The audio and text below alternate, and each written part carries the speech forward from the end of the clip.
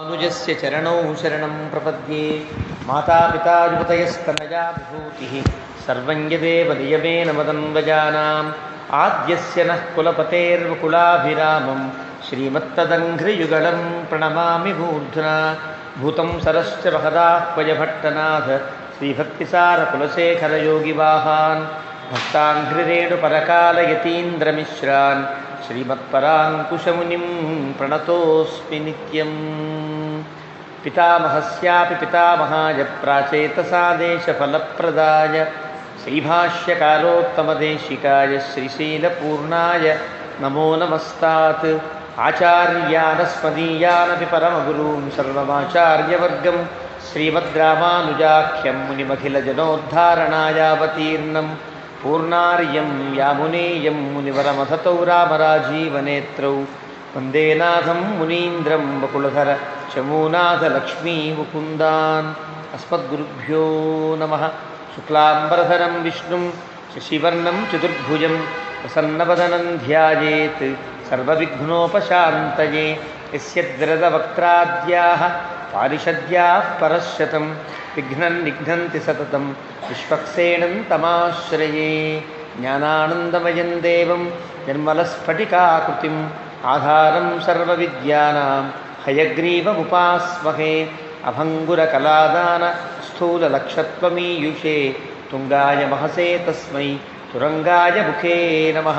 कूजन्तं राम रामेति मधुरं मधुराक्षरम् आरुह्य कविताशाखां वन्दे वाल्मीकिकोकिलं वाल्मीकेर्मुनिसिंहस्य कवितावनचारिणः शृण्वन् रामकथानादं को न याति परां गतिं यः पिबन् सततं रामचरितामृतसागरम् अतृप्तस्तं मुनिं वन्दे प्राचेतसमकल्मषं गोष्पदीकृतवाराशिं वशकीकृतराक्षसं रामायणमहामालारत्नं वन्दे अनिलात्मजम् अञ्जनानन्दनं वीरं जानकीशोकनाशनं कपीशमक्षहन्तारं वन्दे लङ्काभयङ्करम् आमिषीकृतमार्ताण्डं गोष्पदीकृतसागरं तृणीकृतदशग्रीवम् आञ्जनेयं नमाम्यहं।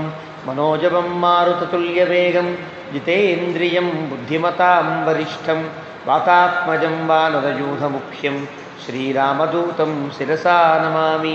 उल्लङ्घ्य सिन्धोः सलिलं सलीलं विशोकवह्निं जनकात्मजायाः आदाय तेनैव ददाह लङ्कां नमामि तं प्राञ्जलिराञ्जनेयम्।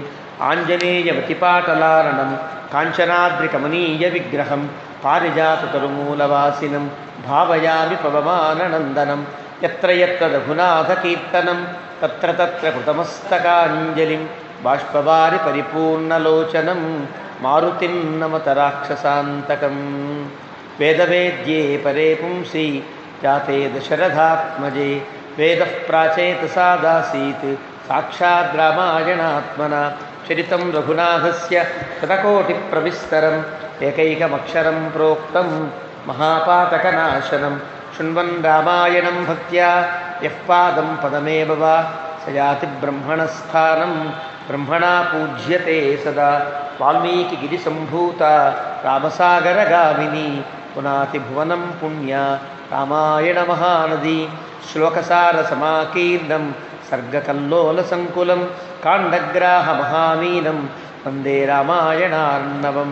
यः कर्णाञ्जलिसम्पुटैः अहरः सम्यक् पिबत्यादरात् वाल्मीकेर्वदनारविन्दगलितं रामायणाख्यं मधु। जन्मं व्याधिजराविपत्तिवरणैः अत्यन्तसोपद्रवं संसारं सविहाय गच्छति पुमान् विष्णोः पदं शाश्वतम्। तदुपगतसमाससन्धियोगं सममधुरोपणतार्धवाक्यबद्धं रघुवरचरितं मुनिप्रणीतं दशशिरसश्च बधन्निशामयध्वम्। श्रीराघवं दशरथात्मजमप्रमेयं सीतापतिं रघुकुलान्वयरत्नदीपम् आजानुबाहुमरविन्ददलायताक्षं रामं निशाचरविनाशकरं नमामि। वैदेहीसहितं सुरद्रुवतले हैमे महामण्डपे मध्ये पुष्पकमासने मणिमये वीरासने सुस्थितम्। अग्रे वाचयति प्रभञ्जनसुते तत्त्वं मुनिभ्यः परं व्याख्यान्तं భరతాదిభిः పరివృతం రామం భజే శ్యామలం. వామాంకస్థితజానకిం పరిలసత్కోదండదండం కరే చక్రం చోర్ధ్వకరేణ బాహుయుగళే శంఖం శరన్ దక్షిణే బిభ్రాణం జలజాతపత్రనయనం భద్రాద్రిబూర్ధ్ని స్థితం కేయూరాదివిభూషితం రఘుపతిం సౌమిత్రియుక్తం భజే. ఆపదాముపహర్తారం దాతారం సర్వసంపదాం లోకాభిరామం శ్రీరామం భూయో భూయో నమామ్యహం. ధర్మాత్మా సత్యసంధశ్చ రామో దాశరథిర్యది పౌరుషే చ ప్రతిద్వంద్వః శరైరం జహి రావణిం. తపస్వాధ్యాయనిరతం తపస్వీ వాగ్విదాంబరం నారదం పరిపప్రచ్ఛ వాల్మీకిర్మునిపుంగవం. ధ్యాయే భద్రాద్రివైకుంఠరామం సీతారమాన్వితం శంఖచక్రధనుర్బాణధరం సౌమిత్రిసేవితం. శ్రీరామాయ నమః. శ్రీమతే రామానుజాయ నమః. భగవద్బంధులరా, రామచంద్రమూర్తి అవతరించిన విళంబిరామ సంవత్సరం చాలా విలువైన సంవత్సరంగా మనం పెద్దలు పరిగణించారు. రామచంద్రమూర్తి అవతరించిన ఈ సంవత్సరం మనం ఉన్నాం, మళ్ళీ 60 ఏళ్ళకి ఉండం కదా. ఉన్న సమయంలో వచ్చిన సంవత్సరాన్ని వారి యొక్క కథానుగుణమైనటువంటి కీర్తనతో గడపడమే శ్రేయస్కరమని పెద్దల యొక్క ఆజ్ఞ చేత శ్రీ జీనమఠం భద్రాచలం వారి యొక్క సౌజన్యంతో ఈ రామాయణ ప్రవచన లహరి ప్రతివారము చెప్పుకుంటే కొంతైనా పాపం తీరుతుంది అని ప్రారంభించి, ఎంతవరకు చెప్పుకోగలమో అది రాముని యొక్క సంకల్పం. ఇందులో ఉండే దాన్ని యథానుగుణంగా చెప్పగలమా? కష్టం అవుతుంది. ఉన్నది ఉన్నట్లుగా చెప్పడం అనేది ఎప్పుడూ కష్టమే. కవి యొక్క హృదయాన్నో వాల్మీకి మహర్షి యొక్క హృదయాన్నో ఇది ఇంతే అని చెప్పే సాహసాన్ని ఎవరూ చేయలేదు. రామాయణంలో ఈ శ్లోకానికి అర్థం ఇంతే అని ఎవరు చెప్పగలుగుతారు? ఎవరు చెబితే గోవిందరాజులు వ్యాఖ్యానం చేశాక మాహేశ్వర తీర్థులు రాస్తారా? మాహేశ్వర తీర్థులు రాసిన తర్వాత శిరోమణి వ్యాఖ్య వస్తుందా? తర్వాత అప్పలాచార్య స్వామి వారి మహానుభావులు మళ్ళీ కొత్త కొత్త వ్యాఖ్యలు వెలువరిస్తారా? అంటే ఎంత సారము ఆ శ్లోకములలో, ఎంత మహిమ ఆ శ్లోకములలో ఉంటే ఇన్ని వ్యాఖ్యానములు వస్తాయో మనం గుర్తించవచ్చు. కాబట్టి రామాయణాన్ని ఉన్నది ఉన్నట్లుగా చెప్పుట అనేది అసాధ్యమైన పని. మనకి మన బుద్ధి ఉన్నట్లుగా, బుద్ధి ఎంతైతే ఉన్నదో, ఎంత జ్ఞానమైతే ఉన్నదో అంత చెప్పుకొనుట మనకి శ్రేయస్కరమని యథామతిగా, యథాకాలంగా, యథా అనుగుణంగా చెప్పుకునే ప్రయత్నం చేస్తున్నాము. ఆ ప్రకారంగా ఆ కథానుగుణమైనటువంటి కీర్తనలో బాలకాండ ముగిసింది రాముని యొక్క దయవల్ల. సీతా కళ్యాణాన్ని చేసుకున్నాం. పట్టాభిషేకాన్ని నిర్వహించాలి అని దశరథుని సంకల్పించాడు. అది దైవం యొక్క ప్రేరణ చేత వేరే విధంగా మారింది. దానికి మందర నిమిత్త మాత్రమే, కైకేయి నిమిత్త మాత్రమే, దశరథుడు నిమిత్త మాత్రమే.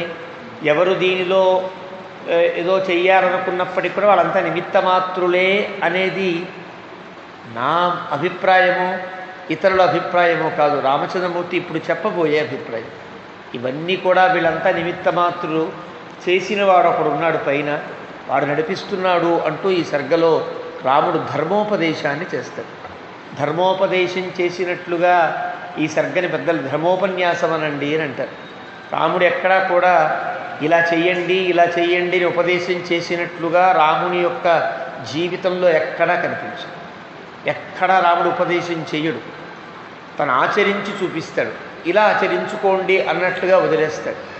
ఉపదేశం చెయ్యవలసి వచ్చిన సందర్భంలో కూడా ఉపదేశం చెయ్యి, ఇలా చేస్తే బాగుంటుంది కదా అని అంటాడు. రాముని యొక్క తత్వం, రాముని యొక్క నైజం. అలాంటి రాముడు ఇప్పుడు కౌసల్యకి సమాధానం చెప్పాలి, లక్ష్మణస్వామికి సమాధానం చెప్పాలి. ఎవరో అడిగితే ఇంత ఉపన్యాసం చెప్పడు. ఒక ముగ్గురికి మాత్రమే రాముడు ఇంత మాట మాట్లాడవలసి వస్తుంది. ఒకరు కౌసల్య, 2 సీత, 3 లక్ష్మణుడు. ఈ ముగ్గురు దగ్గరే రాముడు తన హృదయావిష్కారాన్ని చెయ్యాలనుకుంటాడు తప్ప అందరి దగ్గర ఇంత ఉపన్యాసము చెప్పవలసిన అవసరం రామునికి ఏం కనిపించదు.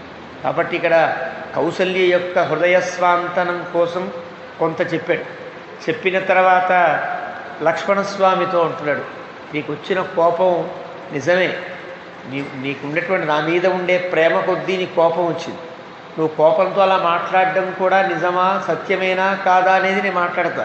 నా మాటలు విని ఏం చేయాలో అది చేద్దు కానయ్యా అని లక్ష్మణుడితో రామచంద్రమూర్తి అంటూ నిన్నటి రోజున 39వ శ్లోకం దగ్గర ఆగారు, 22వ సర్గలో. చాలా పెద్ద ఉపన్యాసం కదా, ఇంకో అరగంట పైన పట్టేస్తుందని సర్గ మధ్యలో ఆపవలసి వచ్చింది. ఆ సర్గలో తాను ప్రారంభిస్తూ ధర్మో హి పరమో లోకే ధర్మే సత్యం ప్రతిష్ఠితం ధర్మ సంస్థితమేతచ్చ పితుర్వచన ఉత్తమం అంటూ ప్రారంభించారు.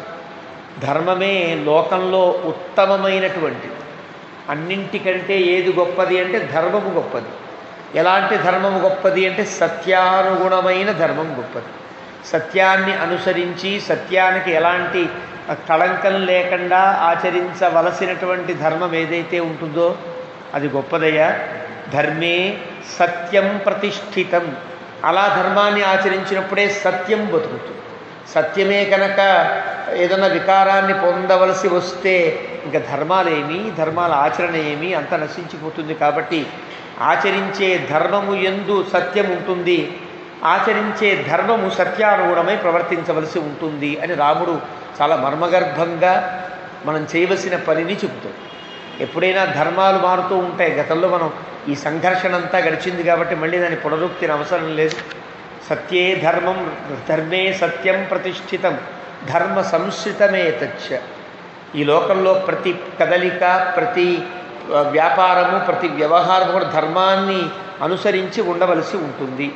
కాబట్టి ఈ ధర్మములన్నింటిలో ఏది ధర్మమో తెలుసునా లక్ష్మణ? పితుర్వచన ఉత్తమం. తండ్రి మాట వినుట అన్నింటికంటే గొప్ప ధర్మము. ఆచరించవలసిన పనులలో ఎప్పుడు కూడా తండ్రి మాట ప్రధానమైనటువంటి అంశాన్ని ప్రాధాన్యాన్ని పొంది ఉంటుంది లక్ష్మణ. ఇది ధర్మ సూక్ష్మం. ఇది ఇక్కడ తండ్రి మాట వినుట చాలా గొప్పదయ్యా అని చెప్పి సంసృత్య చ పితుర్వాక్యం మాతుర్వా బ్రాహ్మణస్య వా నకర్తవ్యం వృధా వీర ధర్మమాశ్రిత్య తిష్టత. ముగ్గురి విషయంలో ధర్మాన్ని తప్పకూడదు లక్ష్మణ. ఒకటి తండ్రి మాట. తండ్రికి ఇచ్చిన మాటలో ఎలాంటి తప్పుడు ఎలాంటి లేదా ఒక దాటవేయుట అనేది పనికిరాదు. అలాగే మాతుర్వా, తల్లికి ఇచ్చిన మాట ఎందు కూడా అంత స్థిమితం, అంత స్థితి కలిగి ఉండాలి. మరొకడు బ్రహ్మవేత్త అయినటువంటి బ్రాహ్మణుడు, అంటే ఒక గురుస్థానంలో ఉండి మనకి హితాన్ని కలిగించే ఒక వ్యక్తి ఎవడైతే ఉంటాడో గురుస్థానంలో, అలాంటి వ్యక్తి దగ్గర కూడా మాట తప్పడానికి వీల్లేదయ్యా. ఇది ప్రధానమైనటువంటి ధర్మం. ఇది మాతుర్వా బ్రాహ్మణస్యవ న కర్తవ్యం. ఎప్పుడు కూడా మాట తప్పకూడదు. ధర్మమాశ్రిత్య తిష్టత. నువ్వు ధర్మాచరణతో బతకాలనుకుంటే, ధర్మంగా బతకాలని అనుకుంటున్నానండి అంటే ముందుగా నువ్వు వినవలసిన మాట ఏది? తండ్రి మాట, తల్లి మాట, గురువు మాట. ఈ ముగ్గురు మాటకి ఎదురు చెప్పకుండా, ఈ ముగ్గురి యొక్క మాటని వృధా చేయకుండా నువ్వు బతకగలిగితే అది ధర్మాచరణకి నీవు పూనుకున్నట్టు లెక్క అవుతుంది. కాబట్టి సోహం నశక్ష్యామి పితుర్నియోగం అతివర్తితుం పితుర్హివచనాద్వీర కైకేయ్యాహం ప్రచోదిత. కాబట్టి తండ్రి మాట నేను జవదాటను. ఇది ముందు నియమం లక్ష్మణ. నేను చెప్పబోయే మాటలన్నిటికీ మూల సూత్రమేది? తండ్రి మాట నేను జవదాటను అని ప్రారంభించి, అది కైకేయి బలవంతం చేస్తే చెప్పిన మాటే అయినప్పటికి కూడా, కైకేయి చెప్పమంది కదా, తండ్రి యొక్క మనసులో లేదంటావా?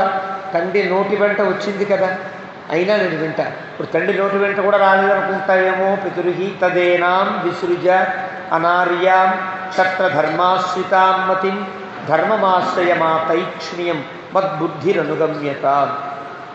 నీ బుద్ధి కైకేయిని తిట్టేటువంటి స్థితిలో ఉండకూడదయ్యా. నీ బుద్ధిని నువ్వు తిట్టుకో. నీ బుద్ధియే తప్పుగా పనిచేస్తుంది లక్ష్మణ. అనార్యగా ఉంది, ధర్మాన్ని ఆశ్రయించి ఉన్నట్టుగా లేదు. క్షత్రధర్మాశ్రితామతి. నేను కాదనను, నువ్వు క్షత్రధర్మాన్ని పాటించి ఇదే కరెక్ట్ కదా అని అంటున్నావు. క్షత్రధర్మాన్ని ఆశ్రయిస్తే సరిగ్గానే ఉన్నట్టుగా ఉంది, కానీ అసలు మూలమైనటువంటి ధర్మానికి ఆటంకం కలుగుతోంది. కాబట్టి ధర్మమాశ్రయ, నిజమైన ధర్మాన్ని గుర్తించు. మా తైక్ష్ణ్యం, మనస్సులో కాఠిన్యం వహించకు. మద్బుద్ధిరనుగమ్యత, నేను ఏదైతే ఆచరిస్తున్నానో, ఏది సంకల్పిస్తున్నానో నా సంకల్పానికి నువ్వు అనుగుణంగా మారిపో లక్ష్మణ. నీ వంట కొత్త సంకల్పం చేయొద్దు. నేనేమనుకున్నాను, తండ్రి మాట వినాలి, అడవికి వెళ్ళాలి అనుకున్నా కదా. నేను చాలా జాగ్రత్తగా తూకంతో ఆలోచించి పరిశీలించి ధర్మాధర్మ విచక్షణతో నేను తీసుకున్న నిర్ణయం అది. కాబట్టి నువ్వు కొత్త నిర్ణయం చేయకు, నా బుద్ధిని అనుసరించు. తమేవ ముక్త్వా, అంతకుమించి ఎక్కువ చెప్పాల, చాలా తక్కువ చెప్పాడు. చెప్పి తమేవ ముక్త్వా సౌహార్దాత్ భ్రాతరం లక్ష్మణాగ్రజ ఉవాచ భూయ కౌసల్యాం ప్రాంజలి శిరసానతః. ఇంకా ఎక్కువ చెప్పకూడదు, మనసు బాధపడినట్టు అవుతుందని నేను ఆలోచిస్తున్నా కదా, నేను ఎలా ఆలోచించానో దాన్ని ఫాలో కా అన్నాడు. అని మళ్ళీ తల్లికేసి తిరిగి నమస్కరించి తల్లితో ఇలా మాట్లాడుతున్నాడు. అనుమన్యస్వ మాం దేవి గమిష్యంతమితో వనం శాపితాసి మమ ప్రాణై పురుస్వస్త్యజనాని మే. అమ్మా, నేను అడవికి వెళ్ళడానికి అనుమతించు. ఇది ఇక్కడి నుండే వెళ్ళడానికి నిర్ణయించుకున్నా. మళ్ళీ పెద్ద పెద్ద ఏర్పాట్లు ఏం లేవు, ఇప్పుడు బయలుదేరిపోతున్నాను, నువ్వు అనుమతించాలి. అనుమతించరంటావా, నా ప్రాణాల మీద ఒట్టు, నా మీద ఒట్టు పెట్టుకుంటున్నానమ్మా, నువ్వు అడ్డగించడానికి వీల్లేదు. కురు స్వస్యయనానివే, నేను కనుక నీ యొక్క సంకల్పంతో, నువ్వే కనుక ఎక్కడికైనా ఏదైనా ఊరెళ్ళు నాయనా అన్నప్పుడు, నేను ఊరు వెళ్ళేటప్పుడో అడవికి వెళ్ళేటప్పుడో నీ యొక్క ఆజ్ఞతో వెళ్ళేటప్పుడు ఎలాగైతే బొట్టు పెట్టి నన్ను జాగ్రత్తగా ఉంటున్నాయన, అడవిలో ఎలా ఉంటాయి, ఇలా బతకాలి, ఇలా ఉండాలని హితవాక్యాలు చెబుతావో అలా ఇప్పుడు చెప్పు. అప్పుడు అంటే నీవు కూడా అడవికి వెళ్ళడానికి మనస్సులో నన్ను అంగీకరించి అడవికి వెళ్ళే నాకు ఇలా ఉండాలి రామా అని స్వస్త్యజనాన్ని మేకును, నాకు మంచి మాటలు చెప్పమ్మా, అడవిలో ఎలా ఉండాలో చెప్పు.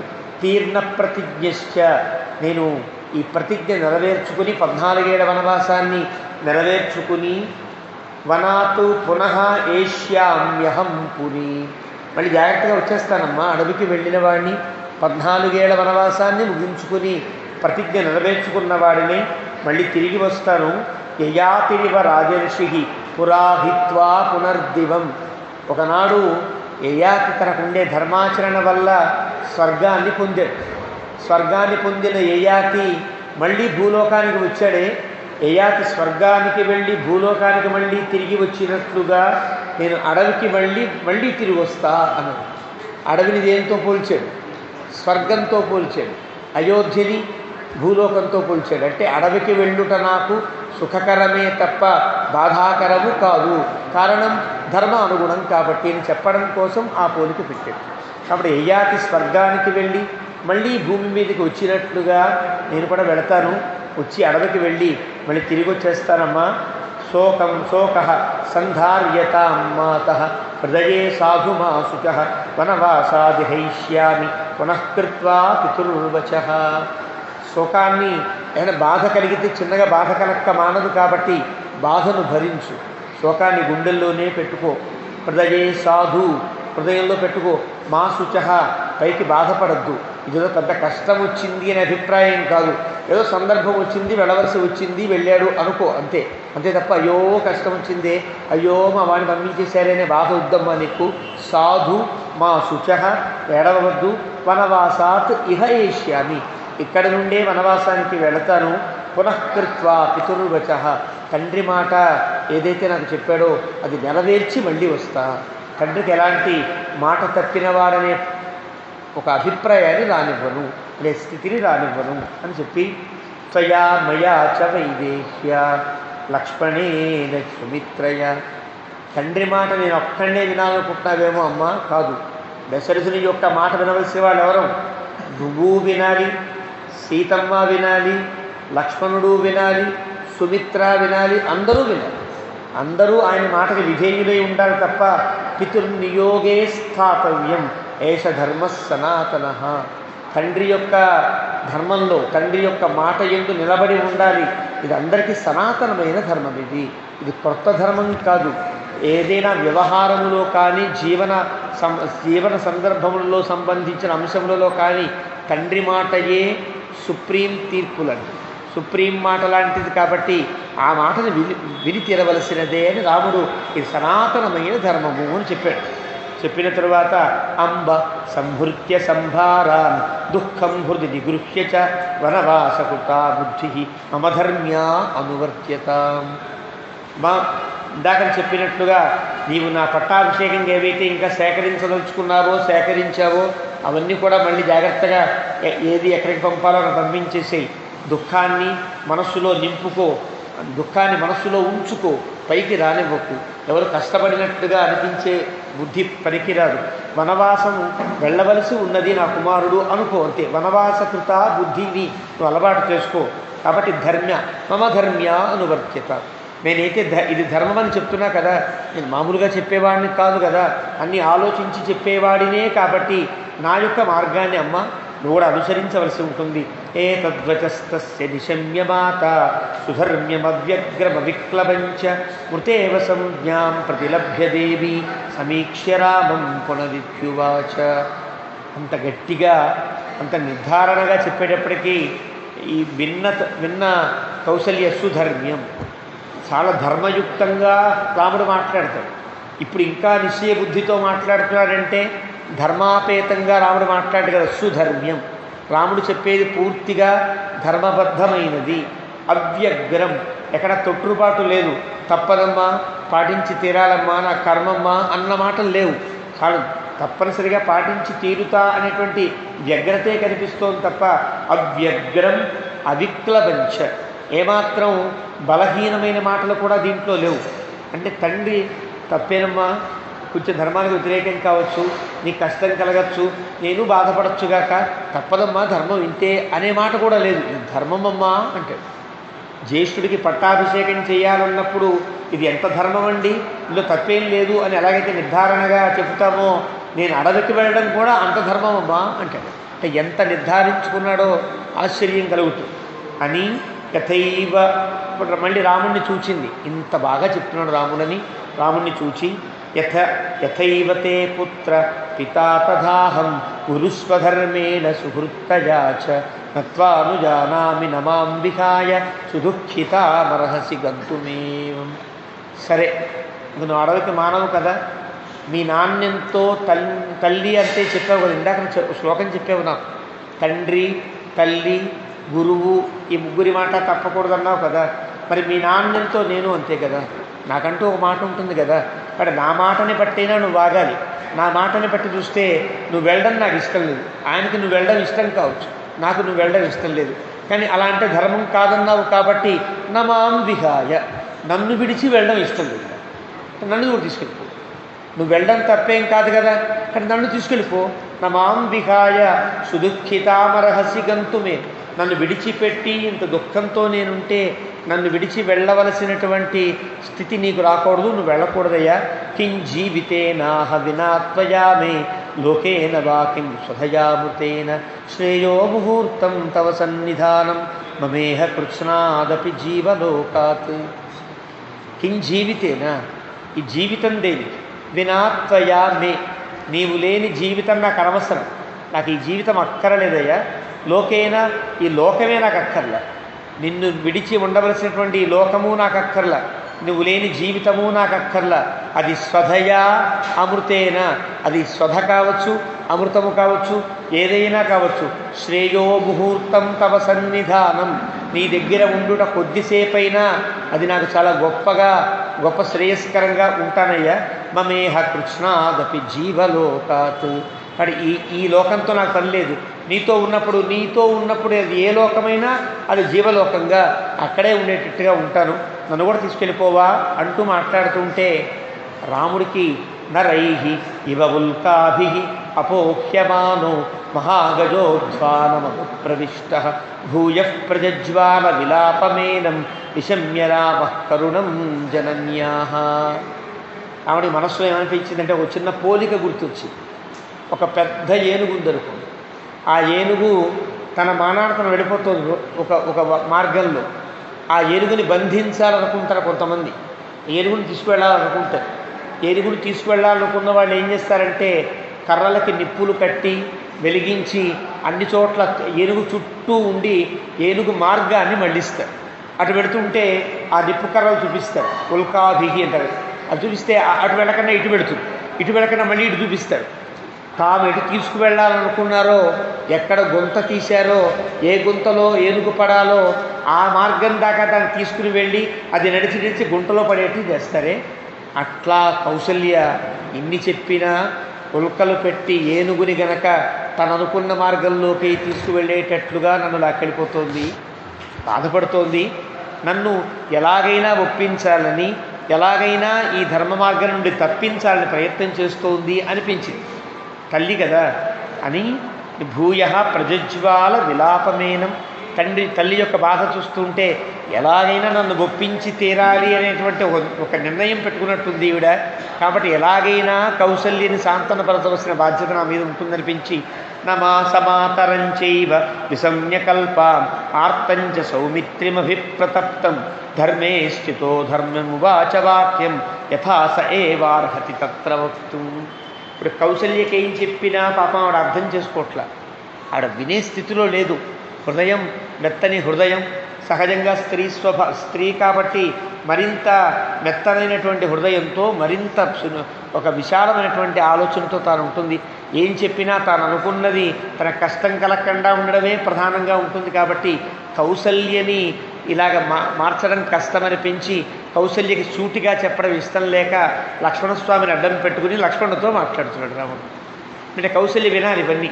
విని నిజమే కదా, నాకు కూడా చెప్తున్నాడు మా అబ్బాయి, నాకు కూడా బుద్ధి చెప్తున్నాడు అనుకోవాలి, నాకు కూడా గుణపాఠం నేర్పుతున్నాడు అనుకోవాలి. అంటే కౌసల్యకు కూడా అర్థమయ్యేటట్లుగా లక్ష్మణస్వామికి తిరిగి అహంహితే లక్ష్మణ నిత్యమేవ జానామి భక్తించ పరాక్రమంచ మమతు అభిప్రాయమసన్నిరీక్ష్య మాత్ర సహాభ్యర్థసి మాంసు దుఃఖం.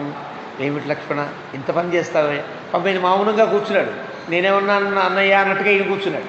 కానీ ఎంత పని చేస్తున్నావు లక్ష్మణ, నువ్వు అమ్మతో కలిసి ఇలా ఏడిపిస్తున్నావే నువ్వు? నేనేం మాట్లాడలా, కానీ తల్లిని అనడం ఇష్టం లేదు. లక్ష్మణస్వామి కేసి తిరిగాడు.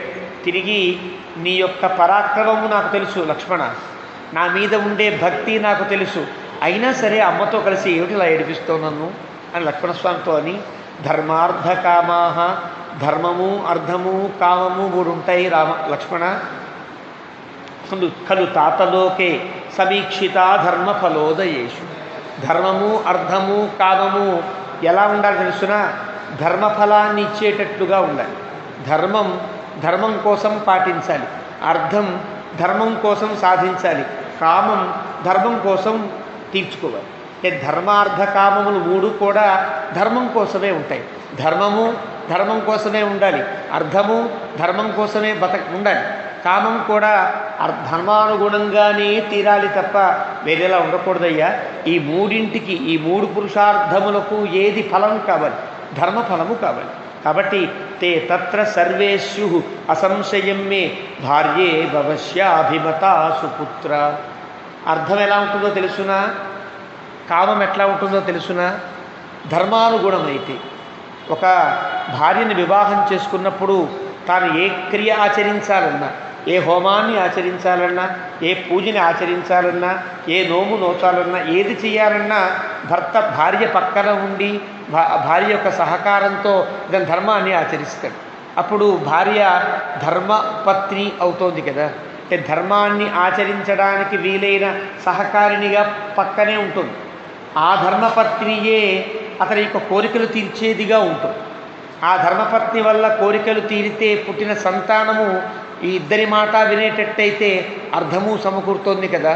కానీ ధర్మబద్ధమైనటువంటి భార్య అయినా, కామమైన ధర్మబద్ధమైనటువంటి ప్రయోజనాత్మకులైనటువంటి సంతానమైన ఎలాగైతే ఆనందాన్ని కలిగిస్తుందో, అర్ధకామమును ఎప్పుడు కూడా ధర్మాన్ని అనుసరించి ఉండవలసి ఉంటుంది లక్ష్మణ. కాబట్టి ధర్మార్థకామములు మూడు కూడా ధర్మానుగుణంగా ఉండాల్సిందే అని చెప్పాడు. చెప్పి యస్మింస్తు సర్వేస్యు అసన్నివిష్టా ధర్మో యతః స్యాదుపక్రమేత ద్వేషో భవత్యర్థపరో హి లోకే కామాత్మతా ఖల్వపి న ప్రశస్త. ఇక్కడ ధర్మోపన్యాసం చెప్తున్నప్పుడు వాల్మీకి మాట ఎంత గొప్పదో నేను అనుకున్నానే. ఇక్కడ అంటున్నాడు శ్లోకంలో, యథా స ఏవార్హతి తత్ర వక్తుం. ఇలాగా ఈ సందర్భంలో రాముడు పట్టాభిషేకం చేసుకోవడం తప్పని ఒక కోణం, సత్యమే ధర్మానుగుణమే అని ఒక కోణం, ఒక పక్క తల్లి యొక్క ప్రేరణ. ఇవన్నీ చూస్తే ఇలాంటి సందర్భంలో ఏ కుమారుడైనా సరే తనకుండే కొన్ని ప్రమాణాలను బట్టి నేనే రాజునవుతా, నన్ను కాదనేవాడు ఎవడూ లేడు అని సంకల్పించుకొనవచ్చును. లేదు, రాజ్యం ఇష్టం లేకపోతే కనుక అడవికి వెళ్ళవలసిన పని నాకు లేదు, ఇక్కడే ఉంటా అని సంకల్పించుకునేటువంటి స్థితిలో కూడా అంత బలవంతంగా వాళ్ళిద్దరూ మాట్లాడుతుంటే వాళ్ళిద్దరిని కూడా ఏకాంతం కదా, ఈ 10 మందిలో 10 మంది మెప్పు కోసం జరిగేటువంటి సంఘటన ఏం కాదు. ఒక్కొక్కడు అందరూ మెచ్చుకోవాలనో చప్పట్లు కొట్టాలనో గొప్పవాడండి అనుకోవడానికో చాలా మాట్లాడతారు లోకంలో. కానీ ఇప్పుడు అలా కాదే, లోపల అంతఃపురంలో కౌసల్య లక్ష్మణస్వామి తప్ప ఎవరూ లేరు. తన హృదయంలో ఉండే మాటలు ఏది చెప్పినా ఎవరికి వచ్చే ఇబ్బంది ఏం లేదు. కానీ రాముడు అంటున్నాడు, రాముడు అనే మాటను విని వాల్మీకి అంటాడు, వాల్మీకి రామాయణ పాపం రాసుకుని ఇలాగా ఈ సందర్భంలో ఇంత గొప్పగా ఇంత ధర్మానుబద్ధంగా మాట్లాడడం రాముడికి తప్ప వేరొక్కడికి సాధ్యము కాదు. స ఏవార్హతి తత్ర వక్తుం, అంటే ఇంకెవరికి కూడా ఇంత ధర్మం మీద స్థితి ఉంటుందంటే నేను చెప్పలేనంటున్నాడు వాల్మీకి. ఇన్ని ధర్మాలు తెలిసిన వాల్మీకి, ఇప్పటిదాకా ఈ రామాయణాన్ని రచించడానికి బ్రహ్మచే ప్రేరేపించబడ్డ వాల్మీకి ఎక్కడ కూడా తన వాక్యాలు తక్కువ చెప్తాడు ఎక్కడైనా సరే. ఇక్కడ స్పష్టంగా యథా స ఏవ అర్హతి తత్ర వక్తుం, రాముడొక్కడే ఇలా మాట్లాడగలడు, ఇంకెవరు ప్రపంచంలో ఎవరు ఇంత ధర్మాన్ని ఇలాంటి స్థితిలో మాట్లాడేవాడు ఎవడు లేడయ్యా అని వాల్మీకి చెప్పి ఇది ఇలాంటి స్థితిలో కామాత్మత కల్వపిన ప్రశస్త. ఎప్పుడు కూడా ధర్మం వల్ల సుఖం కలుగుతుంది, అర్థం వల్ల సుఖం కలుగుతుంది, కామం వల్ల సుఖం కలుగుతుంది. ఆ కామం వల్ల కలిగే సుఖం కనుక కేవలం కామం కోసమే అయితే అది శాశ్వతము కానిదై అప్పటికప్పుడు ఆనందాన్ని కలిగించిన తర్వాత ఏదో దుఃఖానికి కారణమయ్యే అవకాశం ఉంది. అర్థము డబ్బు బాగా సంపాదించారు, చెడ్డగా సంపాదించారు, వక్ర మార్గంలో సంపాదించారు, చాలా డబ్బు వచ్చింది, ఆ డబ్బుతో జలసా చేస్తారు. కానీ ఇది వక్ర మార్గంలో చేశారని ఏ పోలీసో ఏ సిబిఐ ఆఫీసర్ పట్టుకుని నన్ను జైల్లో పెట్టినప్పుడు ఆనాడు కలిగిన ఆనందం కంటే ఈనాడు కలిగిన దుఃఖం ఎంత ఉంటుంది. కానీ అర్థం కోసమే నువ్వు గనక సాధించేటట్టయితే అది అశ్వరమై అశాశ్వతమై తరువాత దాని కష్టాన్ని రెండింతలు మూడింతలుగా నీకు కలిగిస్తుంది కదా.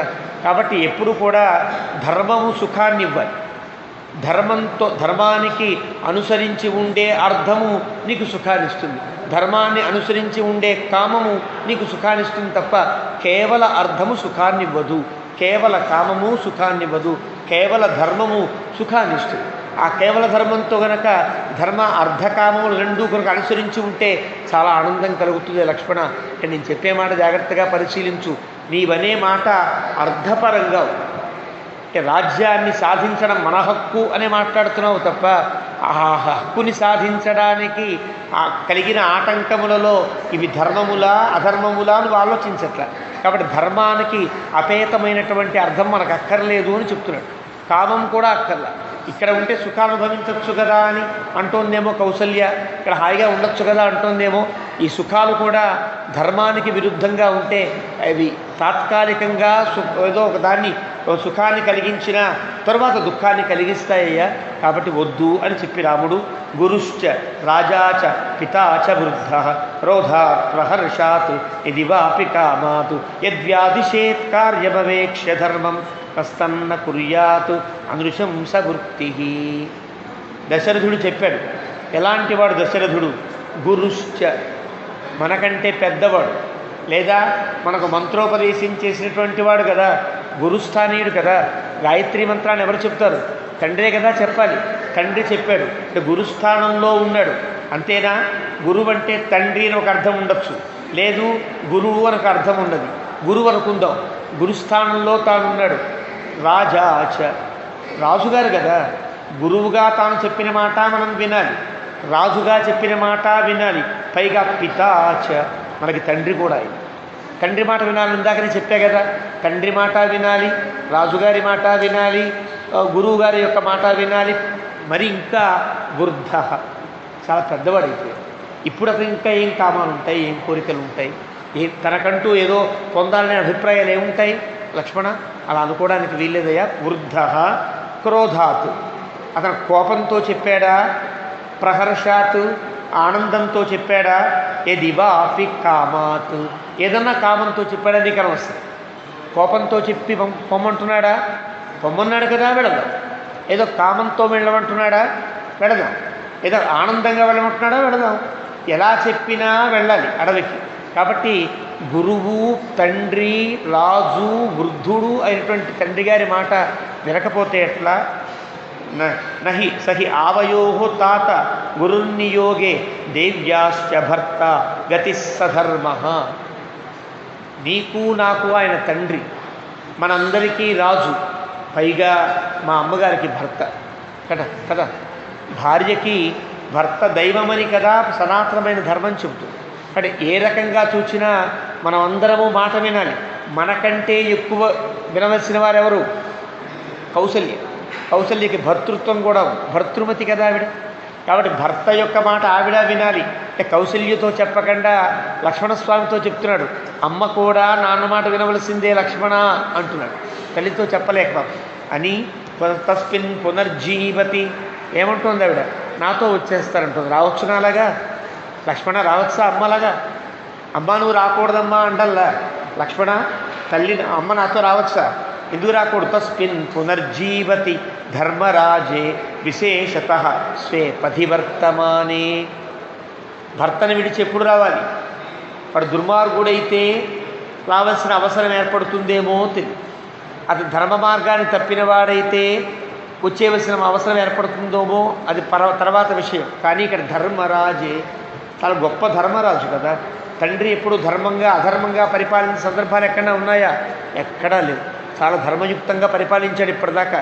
ఇక్కడ ధర్మరాజే స్వే పతివర్తమానే, తన యొక్క నియమంలో తాను ఇప్పటికీ చాలా జాగ్రత్తగా పరిపాలించే తండ్రిని విడిచి దేవీ మయా సార్ధమితోవగచ్చేతు కథం స్విదన్యా విధవేవ నాది. భర్త లేనప్పుడు కదా తల్లి కుమారుడితో వెళ్ళాలి. భర్త ఉన్నప్పుడు కనుక అమ్మ నాతో వచ్చేస్తే నాన్నేమవుతాడు? నాన్న లేనివాడు అవుతాడు. ఉన్నవాడిని లేనివాడిని చేయుట ధర్మమేనా? తప్పు కదా అని లక్ష్మణస్వామితో అంటున్నాడు. అంటే కౌశల్య వినేటట్లుగా. కాడు అమ్మా నువ్వు నాతో రాకూడదమ్మా. సా మాం అనుమన్యస్వ వనం వ్రజంతం కురుష్వనస్వస్యయనాని దేవి యథా సమాప్తే పునరావ్రజేయం యథాహి సత్యేన పునర్యయాతి. కాబట్టి అమ్మ మళ్ళీ తల్లికేసి తిరిగాడు. చెప్పవలసింది లక్ష్మణస్వామి ముఖంగా చెప్పి మళ్ళీ తల్లికేసి తిరిగి, అందువల్ల అమ్మ నన్ను అనుమతించు, నేను వెళ్ళడానికి నీ అంగీకారం కావాలి. నీ అంగీకారం కాకుండా వెళ్ళే అవకాశం నాకు లేదు. తల్లి అంగీకరించాలి కదా. నేను ఎటన్నా వెళుతుంటే నువ్వు అంగీకరించి తీరవలసినదే, అంతేనా? వెళ్ళేవాడికి నాకు జాగ్రత్తలు చెప్పి మంగళాశీస్సులు ఇచ్చి పంపించని. ఎలాగా? ఏ 14 ఏళ్ళైతే నాకు వనవాస కాలంగా నిర్దిష్టమైందో ఈ వనవాస కాలాన్ని హాయిగా నిర్వర్తించి సత్యము యందు నిలకడ కలిగిన వాడిని యయాతి ఏ విధంగా అయితే స్వర్గానికి వెళ్ళి మళ్ళీ చక్కగా ఆనందంగా తిరిగి వచ్చాడో అలా తిరిగి వస్తా. కానీ యయాతి వలె నన్ను గుర్తించు. యయాతి ఏ విధంగా అయితే రాజర్షిగా తాను ప్రవర్తించాడో, స్వర్గానికి వెళ్ళి సత్యానికి కట్టుబడిన వాడే మళ్ళీ తిరిగి వచ్చాడో అట్లా ఉండేటట్టుగా నన్ను ఆశీర్వదించు. యశోహ్యహం కేవల రాజ్యకారణాత్ న పృష్ఠతః కర్తుమలం మహోదయం అదీర్ఘకాలేన తుతేవి జీవితే వృణే వరామధ్య మహీమధర్మతః. మా గొప్ప ప్రయోజనం ఉన్నది నా ఎదురుకుండా. ఇలాంటి స్థితిలో కేవలం రాజ్యకారణాతు నాకెంత గొప్ప కీర్తి రాబోతుందో తెలుసునా అమ్మా? ఇప్పుడు కనుక రాజ్యాన్ని తీసుకున్నాననుకో, రాజ్యం మీద వ్యామోహంతోనో పోనీ ధర్మానుగుణంగా రాముడు రాజ్యాన్ని పరిపాలించాడంటారు అంతే. కానీ నేను అడవికి వెళితే ఎంత గొప్ప కీర్తి వస్తుందమ్మా. తండ్రి మాట విన్నాడు రాముడు. తండ్రి మాట వినడం కోసం సుఖాలన్నీ విడిచిపెట్టాడు. 14 ఏళ్ళు వనవాసంలో ఉండడానికి కూడా అంగీకరించాడనే గొప్ప కీర్తి నా ముందు ఉంటే అంత కీర్తిని లేకుండా చేసి నన్ను రాజ్యం కూర్చోమంటావా? తల్లికి ఒక ఎర్ర చూపించాడు. నేను ఈ రాజ్యాన్ని పొందడం కంటే గొప్ప కీర్తిని పొందబోతున్నానమ్మా అన్నాడు. అది వినేనా, అలాగేనన్నా అయితే వెళ్ళంటుందేమో అని పాప ఆయన పిచ్చే ఆలోచన అని అన్నాడు. ఎలాగంటే నా పృష్ఠతః కర్తుమలం మహోదయం, ఏదో ఒక చిన్న అప్పటికి కలిగించే సుఖం కోసమని పెద్ద మహోదయాన్ని వెనక్కి నెట్టేస్తానమ్మా. కీర్తినంతా వెనక్కి నెట్టి కేవలం రాజ్యసుఖం కోసం ప్రాకులాడవచ్చునా అని అడిగాడు. అని వృణే అవరాం అద్య మహీం అధర్మత. నేను అడవికి వెళ్ళుట రాజ్యము నేనుట పక్కన పెడితే రాజ్యము నేనుట నాకు చిన్నగా కనిపిస్తుంది, అడవికి వెళ్ళుట పెద్దగా కనిపిస్తుంది. కానీ పెద్ద ఫలాన్ని పొందాలి తప్ప చిన్న ఫలాన్ని పొందుతానా అన్నాడు. అని ప్రసాదయన్ నరవృషభ సమాతరం పరాక్రమాతు జిగవిషురేవ దండకాన్ అథానుజం వృషమనుశాస్య దర్శనం చకారతాం హృది జననీం ప్రదక్షిణం. రాముడు పరాక్రమజ్ఞుడు కదా, పరాక్రముడు కదా, సత్యపరాక్రముడు కదా. తాను అనుకున్న దాన్ని సత్యం మీద ఆ సత్యము ఇది నిజమనిపించేటట్లుగా అందరినీ వశం చేసుకుని అందరినీ తన దారిలోకి తెచ్చుకోగలిగిన పరాక్రమజ్ఞుడు రాముడు. అది వాల్మీకి చెప్పిన మాట. ప్రసాదయన్, తల్లిని పూర్తిగా సాంత్వనపరిచాడు. తల్లికి ఈ బిస్కెట్ పనిచేసి ఇలా వేసిన మాట పనిచేసినట్టుంది, పాపం దాదాపుగా సాంత్వన పడిందాడు. అలాగా అయితే ఏం చేస్తానయ్యా అన్నట్టుగా సాంత్వన పడితే పరాక్రమాతు జిగముషురేవ దండకాన్. అమ్మయ్య, అమ్మ అంగీకరించే స్థితికి వచ్చిందనిపించి అమ్మ దండకి బయలుదేరుతున్నాను. అథ అనుజం భృశం అనుశాస్య దర్శనం. తమ్ముడికేసి చూశాడు, తల్లికేసి చూశాడు. చకారతాం హృది జననీం ప్రదక్షిణం. అమ్మ ఇంక నేను వెళ్ళొస్తా, నీ అంగీకారమైనది అనుకుని నేను బయలుదేరుతున్నా అంటూ ప్రదక్షిణంగా తల్లికి చేయడం ప్రారంభిస్తే కౌసల్య అంగీకరించినట్టు లెక్క అంటూ ఈ సర్గలో మనకి 21 సర్గ అని 21 సర్గలో వాల్మీకి ముగించాడు. ఇప్పుడు 22వ సర్గ.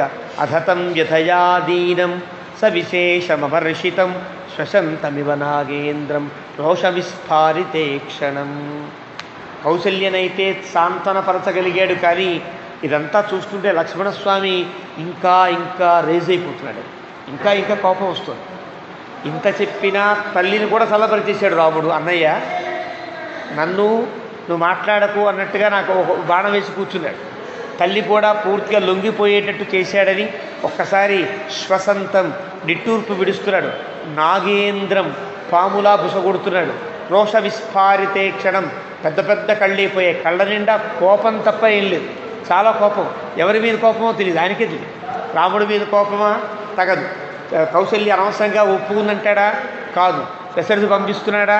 చెప్పడానికి వీల్లేదు. స్థితి అలాంటిది. అందరూ ధర్మమూర్తులే, అందరూ ధర్మాన్ని పాటిస్తున్న వాళ్ళే, అందరూ ధర్మాలు పలుకుతున్న వాళ్ళే. ఎవరి మీద కోపం? రోష విస్ఫారితే క్షణం. కోపం వేరు, రోషం వేరు.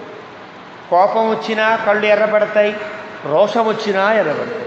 రోషం అంటే తనకు తాను ఏదో జరిగిపోతోందని, ఎదుటివాడు చేసిన పనులన్నీ నిజమైనప్పటికి కూడా తనకేదో కష్టం కలుగుతుంటే వీళ్ళంతా ఎంత కష్టం కలిగిస్తున్నారు అనుకుంటాడు తప్ప వీళ్ళంతా తప్పు చేస్తున్నారు అనుకోలేడే. అలాంటి స్థితిలో రోషం కలిగింది. రోషం అంటే ఏదో చెయ్యాలి, ఇంకా ఏదో చెయ్యాలి, రాముణ్ణి ఆపేయడానికి ఇంకా ఏదైనా ప్రయత్నం చేయాలి అన్నట్లుగా లక్ష్మణస్వామి కనిపించాడు. ఆసాద్య రామ సౌమిత్రిం సుహృదం భ్రాతరం ప్రియం ఉవాచేదం సధైర్యేణ ధారయన్ సత్వమాత్మవాన్. రాముడికి లక్ష్మణస్వామి రూపం చూస్తే అర్థమయ్యి వాల్మీకి రాముడి మనస్సులో ఉంది. ఆసాద్య రామ, లక్ష్మణస్వామి దగ్గరికి వచ్చి రాముడు సౌమిత్రిం, ఎలాంటివాడు?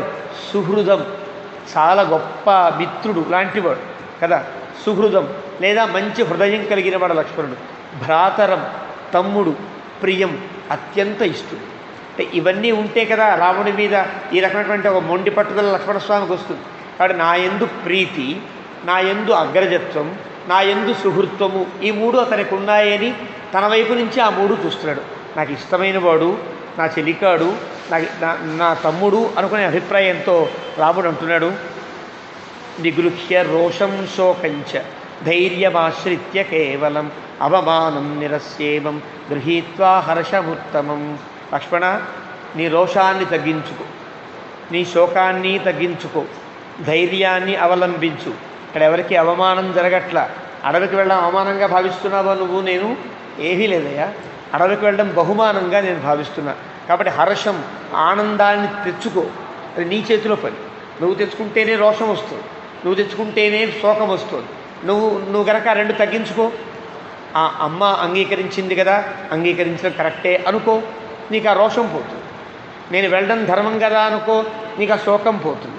నేను ధైర్యంగా వెళ్తానంటున్నా కదా, నీకు ధైర్యం తెచ్చుకో, హర్షంగా ఆనందంగా ఉండు లక్ష్మణ అంటూ మెల్లగా ఎక్కడో బుసలు కొట్టే పాముని ఏదో ఊది ఇలా మెల్లమెల్లగా పాము పడగల్లా దింపుతుందే, ఆ దింపినట్టుగా లక్ష్మణస్వామిని కూడా చేశాడు. చేసి ఉపక్లుప్తం హి కెత్కించితు అభిషేకార్ధమధ్యమే సర్వం విసర్జయ క్షిప్రం కురు కార్యం నిరత్యయం. ఇప్పటిదాకా నువ్వెంత నా కోసం తాపత్రయపడ్డావో నాకు తెలుసు లక్ష్మణ. నా పట్టాభిషేకం అంటే ఎన్ని హడావిడి చేసావు, అక్కడి నుంచి అవి తెప్పించావు, ఇక్కడి నుంచి ఇవి తెప్పించావు, వాళ్ళని పురమాయించావు, వీళ్ళని పురమాయించావు, ఇలా చేయాలనుకున్నావు. ఉంటుంది కదా, ఇష్టమైన ఫంక్షన్ అయితే మనం వాడికి తెలియకుండా చాలా చేయాలనుకుంటాం కదా, అతనికి సర్ప్రైజ్ చేయాలి, అబ్బా ఎన్ని ఏర్పాటు చేశాడు మా వాడు అనుకోవాలి అని అనుకుంటాం కదా. అలా చేసేటట్లుగా నువ్వు ఎన్నెన్ని చేశావో అన్నీ నేను ఊహించగలను. కాబట్టి అన్ని చేసిన వాడివి, నేను అడవికి వెళ్ళడానికి కూడా ఏమేం చెయ్యాలో నీకు అన్నీ తెలుసు. ఇప్పటిదా నా పట్టాభిషేకానికి ఎన్నెన్ని ఆలోచనలు చేసి నాకు సౌకర్యంగా నాకు సుకరంగా ఉండేటట్టుగా ఎన్ననుకున్నావో లక్ష్మణ, అవన్నీ నా అడవికి వెళ్ళడానికి వీలుగా కూడా అన్ని సంభారాలు సమకూర్చవా అన్నాడు. అంటే అన్నీ నీకు తెలుసు. అడవికి వెళ్ళేటప్పుడు నాకేమేం కావాలో, నేను ఏ పేస్ట్ వాడతానో నీకు తెలుసు, ఏ సోపు వాడతానో నీకు తెలుసు, ఎలాంటి బట్టలు కట్టుకుంటానో అన్నీ నీకు తెలుసు. నీకు తప్ప ఇంకెవరికి తెలియదు కదా. కాబట్టి నేను వెళ్ళేటప్పుడు ఏమేం సర్దాలో నీకే తెలుస్తాయి, కాబట్టి ఆ పని చేయవా అన్నట్లుగా ఉపక్లుప్తం హి యత్కించిత్ అభిషేకార్థం అద్య మే సర్వం విసర్జయ క్షిప్రం కురు కార్యం నిరత్యయం.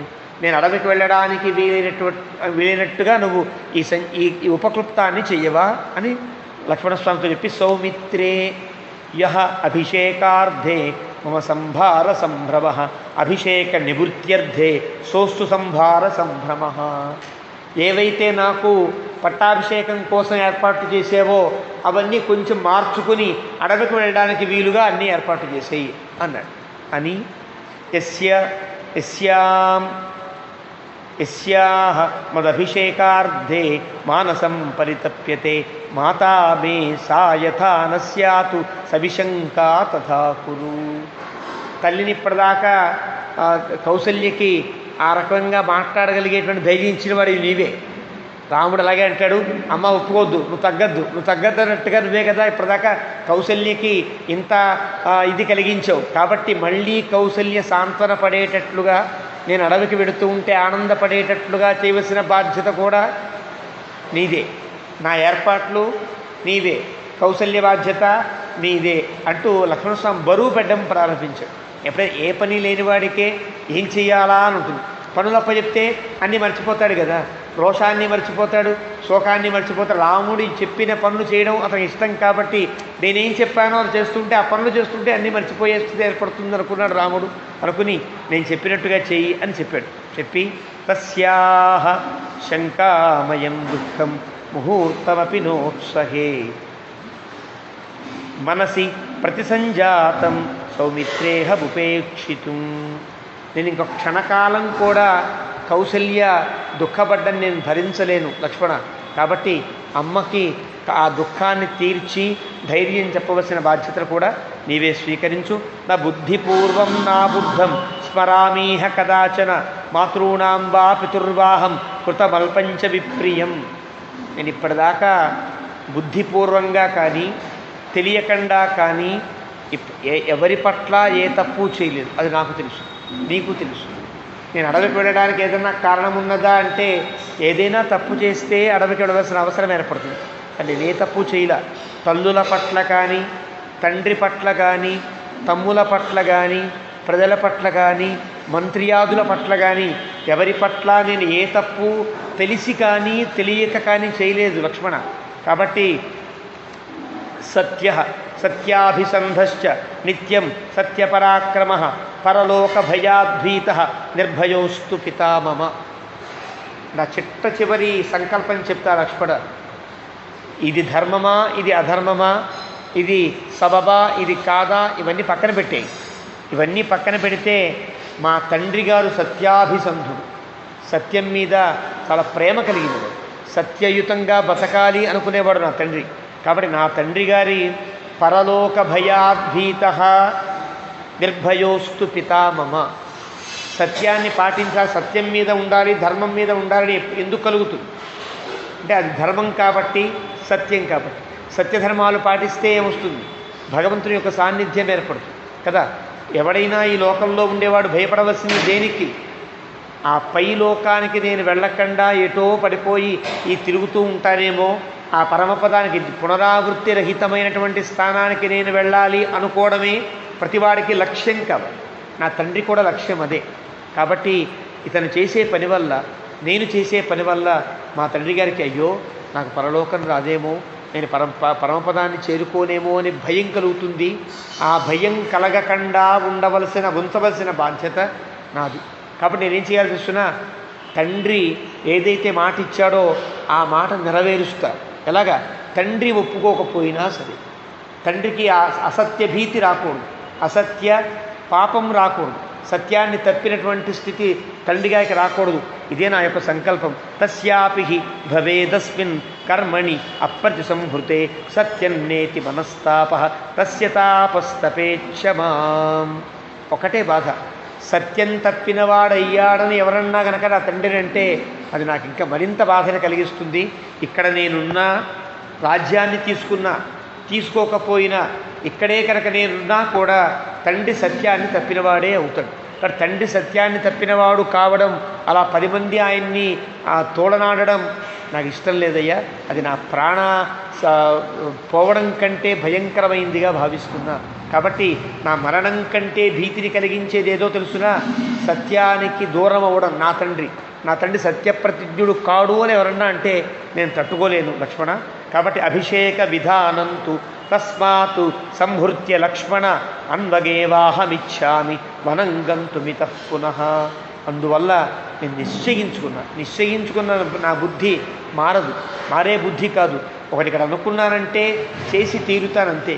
కాబట్టి వనవాసానికి నేను వెళ్ళక తప్పదు. ఆ రకంగా మమ ప్రవ్రజనాదద్య కృతకృత్యానుపాత్మజ సుతం భరతమవ్యగ్రం అభిషేచయితా తతః. నేను వెళితే తప్ప భరతుని పట్టాభిషేకం కాదు. ఒకవేళ నేను ఇక్కడే ఉన్నాననుకో, భరతుడు ఒప్పుకోడు అసలు రాజ్యానికి. మా అన్న తప్ప నేను రాజ్యం తీసుకోనంటాడు. అదే నేను వెళ్ళిపోతే ఏదో అయిపోయాడు అన్నయ్య, అడవుల్లో పడ్డాడు కాబట్టి ఏమయ్యాడో లేదో తెలియదు కాబట్టి, మళ్ళీ వస్తాడో లేడో కాదు కాబట్టి, తర్వాత పెద్దవాడిని నేనే కాబట్టి నేనే పట్టాభిషేకం చేసుకుంటాడు. ఇక్కడ నేనుంటే భరతుడు పట్టాభిషిక్తుడు కాడు. పట్టాభిషిక్తుడు కాకపోతే కైకేయి యొక్క వరం నెరవేరదు. కైకేయి యొక్క వరం నెరవేరకపోతే ఇచ్చినా దశరథుడు మాట తప్పినవాడు అవుతాడు కదా. ఇన్ని తూచినా అడవికి వెళ్ళక తప్పదు కదా. కాబట్టి భరతుడు పట్టాభిషిక్తుడు కావాలన్నా, కైకేయి యొక్క మాట తీరాలన్నా, దశరథుడు ఇచ్చిన వరాన్ని నిలబెట్టుకున్నవాడు కావాలన్నా కూడా అడవికి వెళ్ళక తప్పదు. మయి క్షీరాదినధరే జటామండలధారిణి గతే అరణ్యంచ కైకేయ్య భవిష్యతి మనస్సుఖం. పాపం కైకేయి అమ్మ సుఖంగా ఉండదు. ఇక్కడ నేనుంటే చాలా గిల్టీగా ఫీల్ అవ్వదా? ఇతను నేను వెళ్ళిపోమంటే అన్ని ధర్మాలు అందరూ కూడా రాముని ఉండమన్నారు. నేను పంపించేయి అన్న మాట చల్లలేదు. కానీ నా మాట చెల్లల. ఇప్పటిదాకా రాముడి మీద చూపించే ప్రేమని ఇకపై చూపించే అవకాశం ఉండదు. రాముని ఎదురుకుండా పెట్టుకుని ఉండలేదు పాపం. రాముడు అంటే చాలా ఇష్టం కదా. అది రాముడు అంటున్నాడు. ఇంకా పైన ఇంకా అంటాడే, నేనంటే చాలా ఇష్టం కైకేయికి. కాబట్టి నేను ఉండి నాతో మాట్లాడలేదు, నన్ను చూడలేదు, నా దగ్గరికి రాలేదు, నన్ను వాత్సల్యంగా తను చూడలేదు. నేను ఉన్నానని భరతుడికి పట్టాభిషేకం కాదు, ఆవిడకి మనశ్శాంతి లేకుండా చేసిన వాడిని అవుతానా అవదా కదా. ఆవిడ కోరుకుందలా. అంటే ఆవిడకి మనస్సుఖాన్ని కలిగించాలంటే ఎప్పుడు కలిగించాలి? ఇప్పటికిప్పుడు ఈ బట్టలు విప్పేసి నేను నార బట్టలు కట్టుకోవాలి.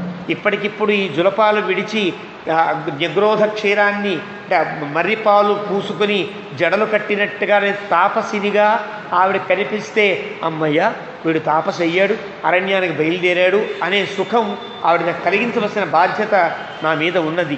బుద్ధి ప్రణీత ఏనేయం మనశ్చ సుసమాహితం తంతు నార్హామి సంక్రేష్టుం ప్రవ్రజిష్యామి మాచిరం.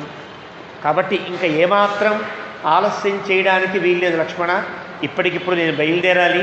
బుద్ధి ప్రణీత, నా బుద్ధి ప్రణీత అంటే నిశ్చయముగా నిర్ణయించబడి ఉన్నది. ఇదే చెయ్యాలి అనే అభిప్రాయంలో నేనున్నా. కాబట్టి మనశ్చ సుసమాహితం, మనస్సులో బాధ పెట్టుకుని బుద్ధిలో నిర్ణయించుకున్నానంటే కాదు. మనస్సు కూడా పూర్తిగా దాని పట్ల ఇదే సత్యము, ఇదే చెయ్యాలి, ఇదే సుఖంగానే అనుభవించాలి తప్ప దీనికి మించి ఉండకూడదని మనస్సు కూడా దాని సాంత్వన పడింది. కాబట్టి మనస్సు సమాహితంగా ఉంది, బుద్ధి కూడా ప్రణీతమై ఉన్నది. కాబట్టి ప్రవ్రజిష్యామి మాచిరం, ఇంకా ఆలస్యాన్ని చేయను. బుద్ధి మారిపోవచ్చు కదా, బుద్ధి మారేలోపుగా వెళ్ళిపోవాలి ఇక్కడి నుంచి. నా బుద్ధి మారనిదే అయినప్పటికీ కూడా ఏ సందర్భం ఎట్లా మారుతుందో తెలియదు. కాబట్టి మా చిరం, ఇంకా ఆలస్యం చేయకుండా నేను అడవికి బయలుదేరుతా.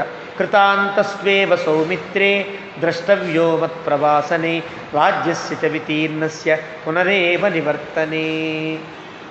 చేయవలసిన పని చేసినట్టే భావించు. అంటే ఇప్పటిదాకా దేనికోసమైతే ఇంత సంక్లిష్టత ఏర్పడిందో అది తీరినట్లుగా భావించు. అంటే అది తీరిపోయింది. దేంతో తీరుతోంది? నేను అడవికి వెళ్ళడంతో తీరుతుంది. కాబట్టి దాని గురించి ద్రష్టవ్య మత్ప్రవాసనే, అడవికి వెడతా కదా, అన్నీ సర్దుకుంటాయ్యా. రాజ్యస్య చ వితీర్ణస్య పునరేవ నివర్తనే. తండ్రి చెప్పినటువంటి 14 ఏళ్ళు గడిపి మళ్ళీ నేను వస్తాను. కైకేయ్యా ప్రతిపత్తిర్హి కథం స్యాన్మమ పీడనే యది భావో న దైవోయం కృతాంత విహితో భవేత్. ఒక్కడి గుర్తుంచుకో లక్ష్మణ, ఇంత పని జరిగింది అంటే కైకేయి వల్ల జరిగింది అని అనుకుంటావేమో. కైకేయి ఏమాత్రం దీనికి బాధ్యురాలు కాదు. ఎందువల్ల? కైకేయ్యా ప్రతిపత్తిర్హి కథం స్యాన్మమ పీడనే. నన్ను ఎంత ప్రేమించిందో నీకు తెలీదు. చిన్నప్పటి నుంచి కూడా కౌసల్య ఒడిలో కంటే నేను ఎక్కడ పెరిగా? కైకేయి ఒడిలో పెరిగాను. చిన్నప్పటి నుంచి నా యందు ఎంత పుత్రవాత్సల్యం కలిగి ఉన్నదో నీకు తెలియంది కాదు, నాకు తెలియంది కాదు. నాకు నీకు తెలియకుండా ఒక్కసారి నన్ను పీడించేటట్లుగా కైకేయి మారిపోయింది అంటే ఆవిడ బుద్ధి అది. అనుదైవస్య కర్మతతు, ఎవరో పైనుండి చేయిస్తున్నాడు, ఏ దేవుడో చేయిస్తున్నాడు. అది దైవ కర్మ, దైవ ప్రేరణ తప్ప కైకేయికి సొంతగా పుట్టిన బుద్ధి కాదు. ఇక్కడ రాముడికి కానీ లక్ష్మణుడికి కానీ దశరథాదులకు కానీ ఎవ్వరికీ మందర వల్ల ఇలా అయిందని తెలీదు. మనకి తెలుసు, కథ వింటున్నాం కాబట్టి మనకి తెలుసు, కానీ వాళ్ళకెవరికి తెలియదు. కైకేయి ఒక్కసారిలా ఎలా మారిందో ఎవరికి ఊహ కందని విషయం. దీన్ని ఎవరు కనిపెడతారో తర్వాత చూద్దాం. ఒక ఆయన కనిపెడతాడు, అంతటికి ఇగో ఈవిడ మూలం అని కనిపెడతాడు ఒక ఆయన. అప్పటిదాకా ఎవరికి తెలియదు మందర వల్ల ఇదంతా జరిగిందని. కాబట్టి రాముడు ఏమంటున్నాడంటే మందర అనే ప్రస్తావన ఉంది ఎక్కడ దాకా, ఎవ్వరూ మాట్లాడలేదు, ఎవరికి తెలియదు పాపం. మందర చెప్పినందువల్ల కైకేయి ఇలా మారిందనే అభిప్రాయం ఎవరికి తెలియదు. అందరికీ ఏదో జరిగిందంతే, ఆ దేవుడు చేశాడంతే, అంత దేవుడు ఏదో జరిగిపోయింది. ఇదే స్థితి రాముడికి కూడా. రాముడు ఏమంటున్నాడంటే ఎంత నా యందు ప్రతిపత్తి కైకేయికి, అలాంటి ఆవిడ కథం స్యాన్మమ పీడనే, నన్నింత బాధిస్తోంది అంటే కారణం ఎవరై ఉంటారు ఏమో తెలియదు. గత క్షణం దాకా నన్ను ప్రేమించే అమ్మ ఇంకో క్షణంలో నన్ను ఇంతగా ద్వేషిస్తోంది అంటే ఏమై ఉంటుంది? ఏదో అయిందంతే. అది నన్ను దైవస్య కర్మతత్. తర్వాత చెప్తాడు ఆ మాట, కైకే యది భావో న దైవోయం కృతాంత విహితో భవేత్. ఈ భావం దైవం వల్ల కలిగినదే అయి ఉండాలి. జానాసి యథా సౌమ్య నమాతృషు మమాంతరం భూతపూర్వం విశేషో వా తస్యావయి సుతేపి వా సోభిషేక నివృత్త్యర్థై ప్రవాసార్థైశ్చ దుర్వచై ఉగ్రైర్వాక్యైరహంతస్యాః నాన్యత్ దైవాత్ సమర్థయే. నన్ను చాలా ప్రేమించింది, తల్లులందరికంటే ప్రేమించింది. నీకు తెలుసు జానాసి, నీకు తెలీదా లక్ష్మణ? అవునన్నయ్య అని తలకాయ ఊపుతున్నాడు. నీకు తెలుసు కదా, చాలా ప్రేమించింది నన్ను. మమాంతరం, నా తర్వాతే భరతుడిని ఇష్టపడింది. నన్ను బాగా ఇష్టపడింది, నా తర్వాత భరతుడిని ఇష్టపడింది.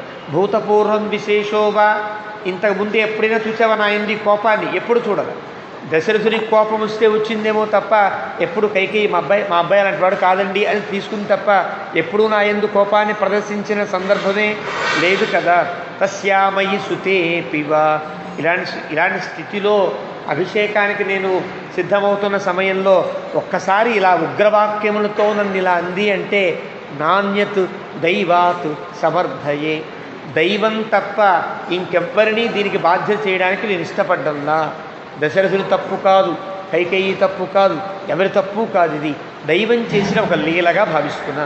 కథం ప్రకృతి సంపన్న రాజపుత్రి తథా గుణ బ్రూయాత్సా ప్రాకృతా ఇవ స్త్రీ మత్పీడాం భర్తృ సన్నిధౌ.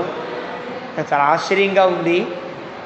చాలా గొప్ప కులంలో పుట్టింది ఆవిడ, చాలా కులీన, గొప్ప రాజవంశంలో పుట్టింది. మామూలుగా మాట్లాడేటువంటి మాటలుగా మాట్లాడే వ్యక్తి కాదు ఆవిడ. గొప్ప కులీనత కలిగి ఉండి తథాగుణ, ఆ కులానికి సంబంధించినట్టుగా అంత గుణము కలిగి ఉండేటువంటి ఆవిడ, ప్రకృతి సంపన్న, సహజంగా కూడా కొంచెం రాజసంగా ఉండేటువంటి ఆవిడ బ్రూయాత్ సా ప్రాకృతా ఇవ, చాలా సాధారణమైనటువంటి ఒక స్త్రీ వలె ఇలాగా నన్ను తండ్రి సమక్షంలో ప్రవర్తించింది అంటే అది ఆవిడ తప్ప కాదు, దైవంతో.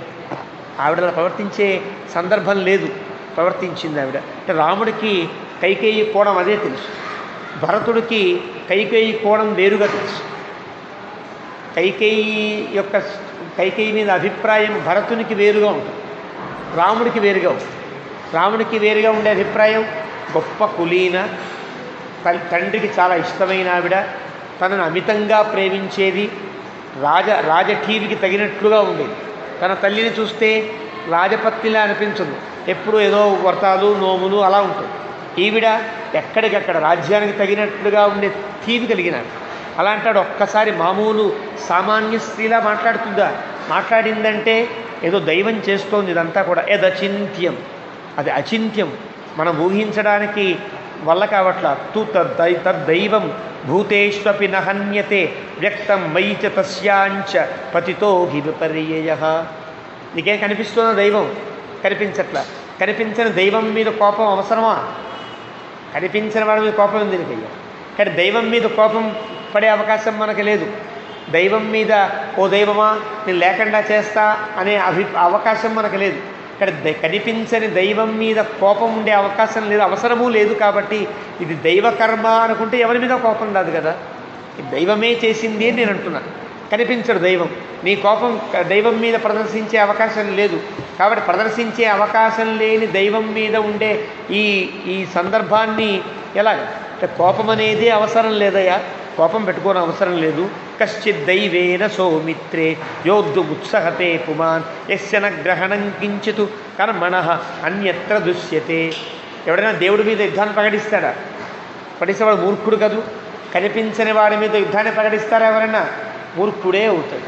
ఒక పెద్ద ఆయన అందమైన మాట అంటాడు, ఓ నాస్తికుడికి ఆయనకి దెబ్బలాటైతే నాస్తికుడు నాకు దేవుడు లేడు అంటారు, నేను ఉన్నాడని చెప్తున్నావు.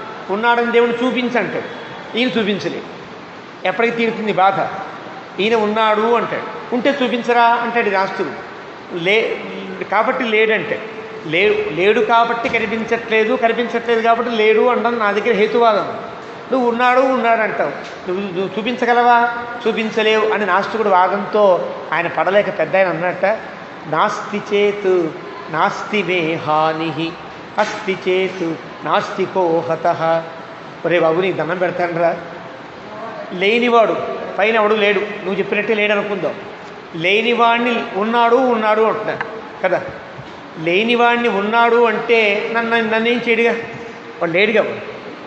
లేనివాడిని నేను ఉన్నాడు అంటున్నాను, వాడు ఉన్నాడు అంటున్నాడు కాబట్టి లేనివాడు కాబట్టి నన్ను ఏం చేసే అవకాశం లేదు. కానీ అస్తి చేతు నాస్తికో హతః.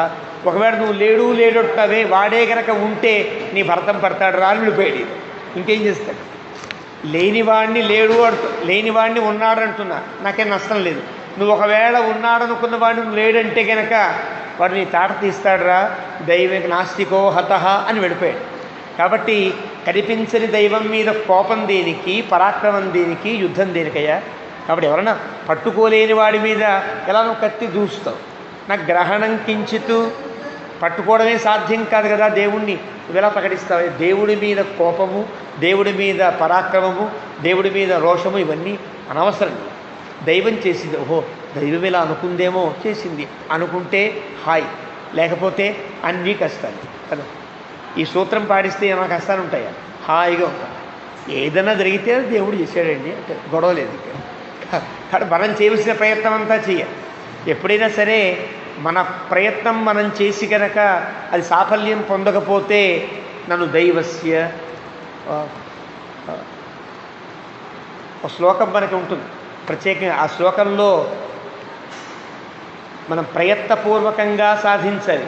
ఇది పౌరుషమాత్మశక్త్యా కోత్ర దోష అనండి.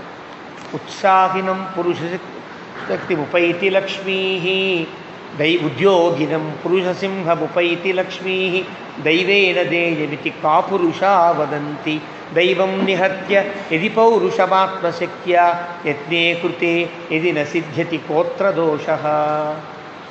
ఎప్పుడు ప్రయత్న సిద్ధిగా ఉండాలి, ప్రయత్నం చేయాలి. అలాంటి వాడిని అన్నీ వరిస్తాయి. విజయలక్ష్మి వరిస్తుంది. సాహసం చేయరా డింభక, నీకు విజయలక్ష్మి లభించుందిలే అంటారే, అట్లాగా ప్రయత్నం చేస్తే లభిస్తుంది. ప్రయత్నం కనుక మానేసామనుకో, ఆ ప్రయత్నం ఎట్లా చేయాలి? ప్రయత్నం ఏమిటండి, దేవుడు ఉన్నాడు కదా, దేవుడు ఇస్తాడండి అనుకోవడానికి వీలు. దైవేన దేయమితి, అంతా దేవుడిస్తాడండి అనుకోవడం కాపురుషా వదంతి. బలము లేనివాళ్ళు, బుద్ధి లేనివాళ్ళు అలా మాట్లాడతారు.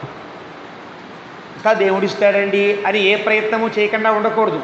నా ప్రయత్నము నేను చేస్తూ ఉండాలి. ఎలాగా? దైవం నిహత్య, దేవుణ్ణి పక్కన పెట్టి నా ప్రయత్నపూర్వకంగా నేను అన్ని సాధించాలి తప్ప అన్ని దేవుడి మీద కూర్చుంటే ఎట్లా అనుకోవాలి. నువ్వు సిన్సియర్గా ఫలం కోసం నువ్వు చేయవలసిన పని కరెక్ట్గా ప్రయత్నపూర్వకంగా కనుక చేసినా ఫలం లభించలేదనుకో, అది నీ దోషం కాదు. ఎవరి దోషం? ఆయన దోషం. నువ్వు సరిగ్గా చేస్తే ఇవ్వలసి ఆ ఫలం లభించాలి కదా, నీకు లభించలేదు, నీ దోషం కాదయ్యా, ఇవ్వని వాడు దోషం అవుతుంది. కానీ కోత్ర దోష, నీ తప్పే ఉంది అని అంటారు ఒక నీతికారుడు. రామచంద్రమూర్తి కూడా అంటున్నాడు, నా గ్రహణం ఆ దైవాన్ని పట్టుకుని మనం యుద్ధం ప్రకటించే అవకాశం లేదు కదా లక్ష్మణ. కాబట్టి కర్మణ అన్యత్ర దృశ్యతే, వేరే ప్రయత్నం నువ్వు చేయని అవసరం లేదు. అంటే ఎవ్వరి మీద అప్పటికే ధనస్సు పట్టుకుని పిండుతున్నాడు లక్ష్మణస్వామి. కోపం కదా, చూస్తే ఆ 2 వేలులా ఇలా పిసుకుతున్నాడు. ఎవరి మీద నీ కోపం అని చెప్పాలి. ఇప్పుడు వీళ్ళెవరూ కాదని చెప్పాక దేవుడు అని చెప్పాడు. దేవుడి యుద్ధం చేస్తావా? ఎందుకయ్యా పిచ్చి పని, ఆపేయి అన్నట్లుగా చెప్పాడు. లక్ష్మణస్వామి యొక్క స్థితి ఎట్లా ఉంది అంటే, ధనస్సు పట్టుకుని అది పిండి పిండి చేసేటట్టుగా పిసుకుతున్నాడు ఆ ధనస్సుని. అది చూచిన రాముడు చెప్పే మాటలు ఇవన్నీ కూడా.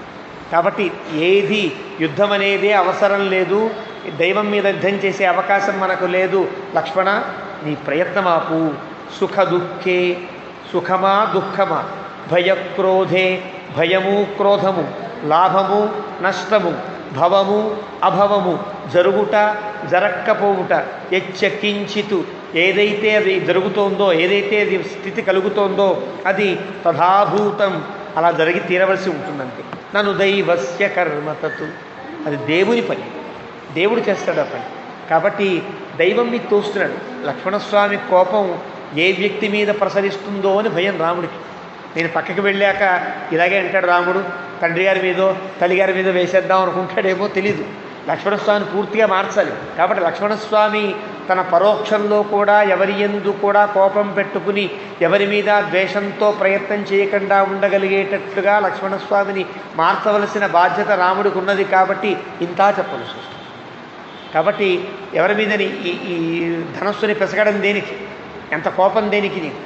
ఎవరో తెలిసినా దీనికి కారకులు ఎవరో తెలిసినా తండ్రి కాదు, తల్లి కాదు, నేను కాదు, భరతుడు కాడు, ఎవరూ కాదు, దేవుడు.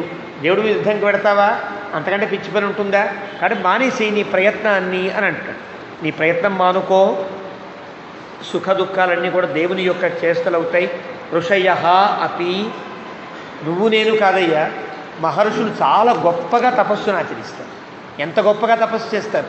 ఎక్కడ కూడా ఆ తపస్సులో వెలితి లేకుండా, ఎక్కడ ధర్మాన్ని తప్పకుండా ఎంతో గొప్పగా తపస్సు చేసేవాళ్ళు కూడా ఒక్కొక్కసారి ఉత్సృజ్య నియమాంస్తీవ్రాన్ భ్రశ్యంతే కామమన్యుభి.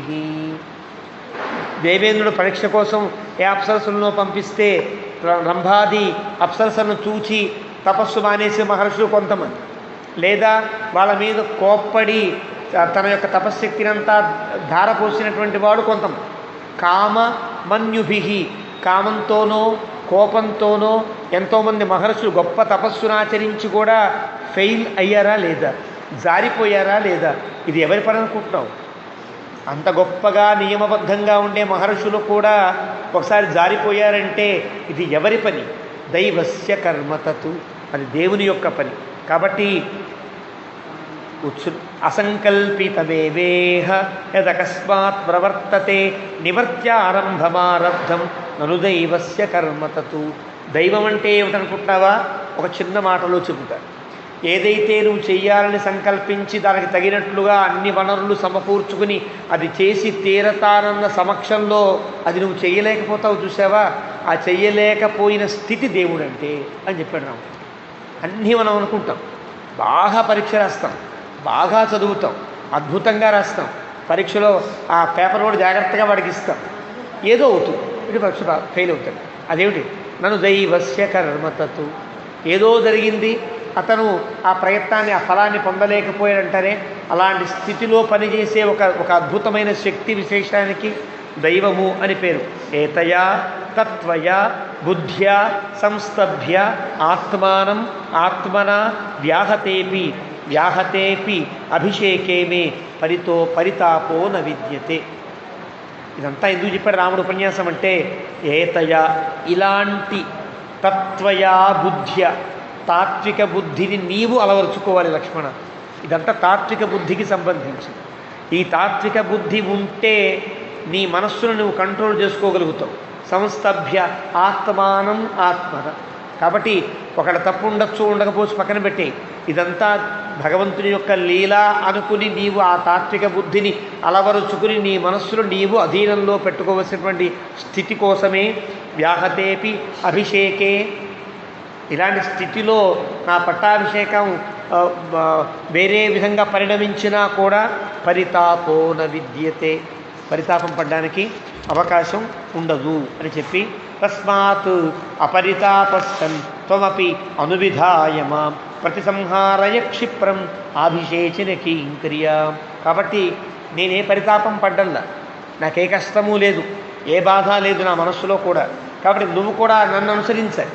నా పరితాపము లేని స్థితిని అన్నయ్యకి లేదు నాకెందుకు అన్నట్టుగా నువ్వు ఉండాలి తప్ప నువ్వు దాన్ని మనసులో పెట్టుకోవద్దు. కాబట్టి ప్రతిసంహారయ్య, అభిషేకం కోసం ఇంకా ఆలోచించే నీ ఆలోచనని నివర్తనం చేసుకో, వెనక్కి రప్పించి. నాకు అభిషేకం లేదు అన్నయ్యకి, ఆ వనవాసమే అన్నయ్య యొక్క అభిమతమను గుర్తుంచుకో. ఏభిరేవ ఘటై సర్వై అభిషేచన సంహృతై మమ లక్ష్మణతాపస్యే వ్రతస్నానం భవిష్యతి. ఈ కలశాలన్నీ పెట్టారు కదా, వీటన్నిటితో నాకు అభిషేకం చేస్తారు రేపు సింహాసనంలో కూర్చోబెట్టి. అది ఆ అభిషేకం పట్టాభిషేకానికో రాజ్యాన్ని స్వీకరించడానికో కాకుండా ఇప్పుడు నేను అడవికి వెళ్ళడానికి వీలుగా మంగళస్నానం ఆచరించడానికి ఈ కలశాలన్నీ నాకు వ్రతస్నానంగా ఉపయోగిస్తాయి. ఇవాళని సంకల్పించుకుని నేను వ్రతాన్ని పట్టబోతున్న 14 ఏళ్ల వ్రతం. ఎలాగా? ఋషుల వలె హిత్వా మునివదానిషం. నేను తాపశిలా ఋషిలా ఉండేటట్టుగా వ్రతం పడుతున్నాను కాబట్టి ఆ వ్రత సంకల్పానికి స్నానం చేయాలి కదా, ఆ స్నానంకి కలశాలు ఉన్నట్టుగా నువ్వు భావించు తప్ప పట్టాభిషేకం కోసం కాదు. కాబట్టి మమ లక్ష్మణ అథవా కిం మమైతేన రాజద్రవ్యమయేన తు ఉద్ధృతం మే స్వయంతోయం వ్రతాదేశం కరిష్యతి. ఇవన్నీ నాకు వ్రతానికే ఉపయోగించుగాక. మా చ లక్ష్మణ సంతాపం. లక్ష్మణ, చివరిగా మాట, ఏమాత్రం సంతాపాన్ని పొందొద్దు. కార్షీహి లక్ష్మ్యా విపర్యయే. రాజ్యం పోయిందని కోపాన్ని పెట్టుకోవద్దు. రాజ్యం వా వనవాసో వా వనవాసో మహోదయ. రాజ్యమా వనవాసమా అని గనక ఫలితాంశాన్ని పెడితే పరీక్షలు రాసే వాళ్ళకి లెసన్ అంతా ఇవ్వకుండా రాముడి యొక్క తండ్రి దశరథుడా జనకుడా అనిస్తే టక్కన టిక్ కొట్టాలి, అంతే కదా. ఎంత ఈజీ, ఎంత హాయ్. ఈ ఫలాంశం అంతా నేను చెప్తున్నా లక్ష్మణ, రెండే. వనవాసమా రాజ్యమా అంటే నాకు వనవాసో మహోదయ, వనవాసం చాలా నాకు ఇష్టమైనది అని టిక్ చేస్తా అన్నాడు రాముడు. అంటే న లక్ష్మణాస్మిన్ ఖలు కర్మ విఘ్నే మాతాయవీయసి అతిశంకనీయ దైవాభిపన్నా హి వదత్యనిష్టం జానాసి దైవంచ తథా ప్రభావం. లక్ష్మణ, ఈ కార్య విఘ్నము ఎందు కనుక, నా పట్టాభిషేక విఘ్నము ఎందు కనుక చిన్న అమ్మ కైకేయి యొక్క ప్రస్తావనే ఉందని నీవు అనుకుంటావా? అది దైవాభిపన్న. గుర్తుంచుకో, అది ఆవిడ దైవం ఆడించింది. అట్లా ఆవిడ అలా ఆడే ఆ వ్యక్తి కాదు. దైవం ఆడించిన నాటకంలో ఆవిడ పావుగా ఉన్నది తప్ప వేరేగా లేదు. కాబట్టి జానాసి దైవం చ తథా ప్రభావం. అక్కడ దైవం ఉన్నాడని గుర్తించు. ఆ దైవం యొక్క ప్రభావం గుర్తించు, ఇవన్నీ పక్కన పెట్టి అంటూ 22వ సర్గను ముగించాడు వాల్మీకి. ఇతి బ్రువతి రామేతు లక్ష్మణోధశిరాముహు శ్రుత్వా మధ్యం జగామేవ మనసా దుఃఖహర్షయో. 23వ సర్గ ప్రారంభం. ఇతి బ్రువతి రామేతు, ఇలా రాముడు అంటున్నాడు. ఇంకా బ్రువతి అంటే సతి సప్తమి అని అంటారు. ఇంకా రాముడు ఇలా మాట్లాడుతూ ఉండగానే లక్ష్మణస్వామి అధశిరాహ తలకాయ వంచుకుని శ్రుత్వా మధ్యం జగామేవ మనసా దుఃఖహర్షయో. ఆయనకేమీ ఎక్కల. ఎంత చెప్పినా లక్ష్మణస్వామికి అంటే ఈ ధర్మం మీద కంటే రాముని మీద ఉండే ప్రేమ ఎక్కువ కావడం చేత ఈ ధర్మ ఉపన్యాసం అంతా తొక్కి రాముడి మీద ప్రేమే మళ్ళీ పైకి లేచింది లక్ష్మణస్వామికి. ఒక్కసారి ఇంత చెప్తుంటే చెప్పేవాడు రాముడని తెలిసినా రాముడే ఊరుకోమంటున్నా రాముడి మీద కోపం వచ్చేటట్టుగా వచ్చేసింది. ఏమిటిదంతా కూడా ఇలా చెప్తావు నువ్వు, అన్ని పిచ్చి మాటలు చెప్తున్నావు, నన్ను ఊరుకోబెట్టడానికే కదా ఇవన్నీ చెప్తున్నావు అంటూ తథాతు బద్ధ్వా భ్రుకుటీ భ్రువో మధ్యే నరర్షభ విశ్వాస మహాసర్ప విలస్థైవ రోషిత. దుఃఖాన్ని హర్షాన్ని మనసా జగామ, ఒక్కసారి దుఃఖాన్ని పొందాడు, హర్షాన్ని పొందాడు. హర్షం ఎందుకు పొందుతాడండి, దుఃఖాన్నే కదా పొందుతాడంటే ఇంత తన కోసం రాముడు మాట్లాడుతున్నాడు. రాముడితో ఇంతంత మాటలు మాట్లాడే అవకాశం లక్ష్మణస్వామికి ఎప్పుడు లేదండి. వెంట ఉండడం, ఆయన ఏదైనా చేస్తుంటే వినడం, లక్ష్మణ బండి రెడీ చేయి అంటే చేయడం, లక్ష్మణ ఎక్కంటే ఎక్కడం తప్ప పెద్దగా ఈ మాటలు కాదు. తన కోసం రాముడు ఇంత మాట్లాడుతున్నాడు. తనతో ఎంత స్పెండ్ చేశాడు, ఎంత కాలాన్ని, తన ప్రయత్నం మొత్తాన్ని నా మీద పెట్టి నాతో ఇంతసేపు మాట్లాడుతాడు. అంటే నాకు ఎంత ప్రాధాన్యం ఇచ్చాడు, అందరికంటే గొప్ప ప్రాధాన్యాన్ని నాకు ఇచ్చాడని చిన్న హర్షం.